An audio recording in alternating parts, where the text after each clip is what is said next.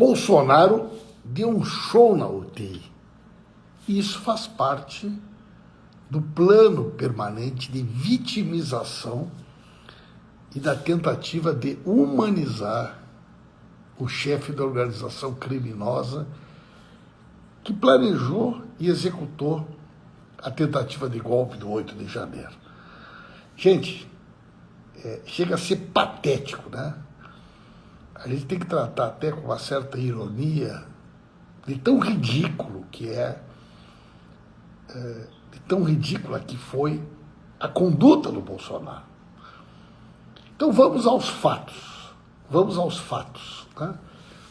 Bolsonaro está internado na UTI, teve um mal súbito no Rio Grande do Norte, em função de consequências que ele tem ainda por conta do famoso episódio da facada. Até aí, gente, até aí tudo bem, né?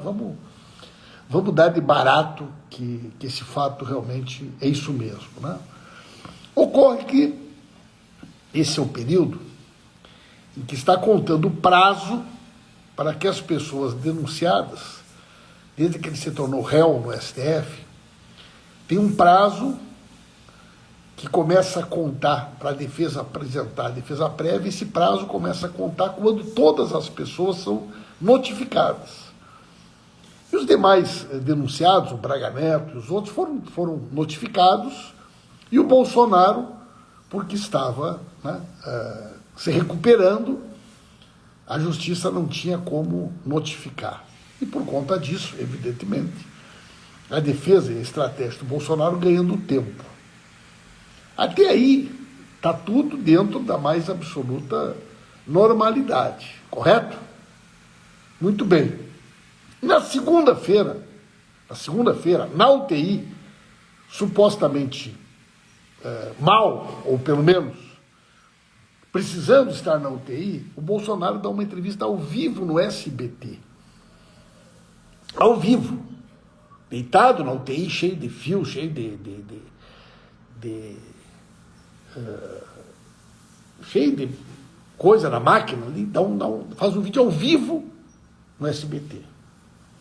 Aí começa a desmoralizar a farsa, começa a desmoralizar o próprio discurso do Bolsonaro. Né?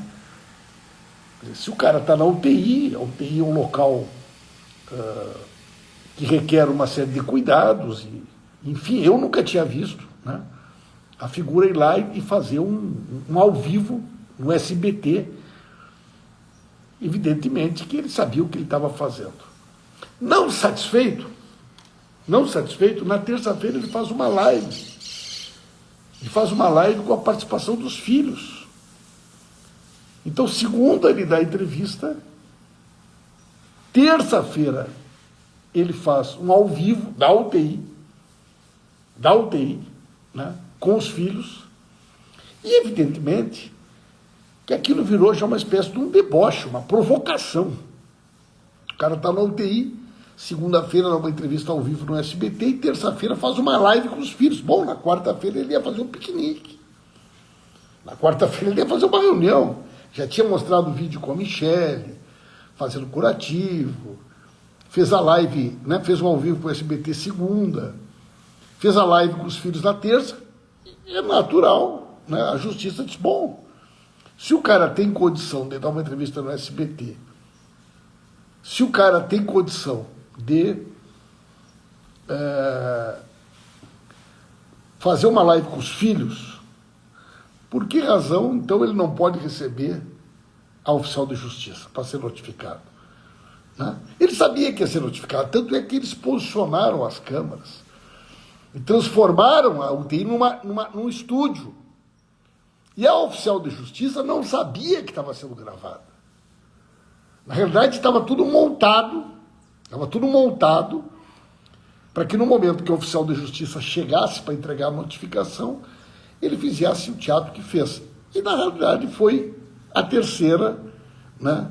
Foi o terceiro vídeo que ele produziu na semana. O primeiro com o SBT, o segundo na live com os filhos, e o terceiro, né, por 11 minutos, que eles utilizaram, né, para fazer toda a narrativa da vitimização, que foi claramente armado para reforçar esse discurso do mito, né? Do mito injustiçado.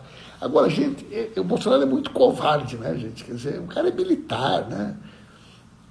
E sempre teve na característica principal da conduta dele a covardia, sempre foi um covarde. Tanto é que ele, inclusive, fugiu do Brasil no 8 de janeiro para não estar aqui, né? Mas o Alexandre de Moraes foi muito bem, né? E nós não podemos permitir que, mais uma vez, o Bolsonaro queira desmoralizar a justiça. Então está certa a notificação, está certa a conduta da oficial de justiça, que cumpriu a ordem judicial, né? É evidente que ele estava testando mais uma vez, né? Ele estava demonstrando mais uma vez a sua tentativa permanente de testar as instituições e ver até onde vai a impunidade, né? A capacidade dele de zombar, inclusive, com a inteligência das pessoas, que é isso que ele está fazendo. O pessoal está dizendo aqui que esse hospital tem que ser investigado. Eu também acho, gente.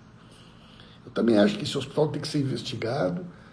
Como é que foi permitida essa entrevista com o SBT na segunda-feira? Como é que foi permitida a live com os filhos na terça-feira? Né? Realmente é uma coisa muito fora daquilo que eu imagino que deve ser a conduta dentro de uma UTI, né, gente? Eu imagino, né, que não é essa a conduta normal dentro de uma UTI, né? Unidade de tratamento intensivo. Né? Então, está certo, gente. O Alexandre de Moraes está certo, a justiça está certa, e ele tinha que ter sido notificado mesmo. Né? Tinha que ter sido notificado mesmo. Então, vai fazer showzinho no outro lugar. Certo? Vai fazer showzinho no outro lugar, Bolsonaro. Não tem escapatória, vai ser julgado. Se for absolvido, parabéns, conseguiu provar que não cometeu nenhum crime. Se for condenado, vai para Papuda ou vai para Bangu. Vai ter aí a oportunidade de optar. Se ficar preso em Brasília, vai ficar preso na Papuda. Se for para o Rio de Janeiro, vai ficar preso em Bangu. E aí fica, não sei exatamente como é que é a maneira que a defesa dele pode se manifestar, não sei se ele pode escolher, mas ele vai ter com certeza essas opções. Bangu 8, que é um presídio que tem lá no Rio de Janeiro, ele pode ficar inclusive com esse pessoal mais próximo dele, ou Papuda, que é aqui em Brasília, né? Bangu 8 ou Papuda. Isso fica... Essa escolha ele vai poder fazer, né? Essa escolha ele vai poder fazer. Essa é a única escolha que ele vai poder fazer. Um forte abraço para vocês, a gente volta a conversar mais tarde, né? Questão do Papa Francisco. Hoje, funeral do Papa Francisco, estava tudo muito emocionante, muitas mensagens importantes que o Papa nos deixa. E eu vou falar com vocês hoje também sobre essa crise do INSS. Eu quero muito conversar com vocês para a gente detalhar a crise do INSS. Um abraço, Francisco. Um beijo para todo mundo.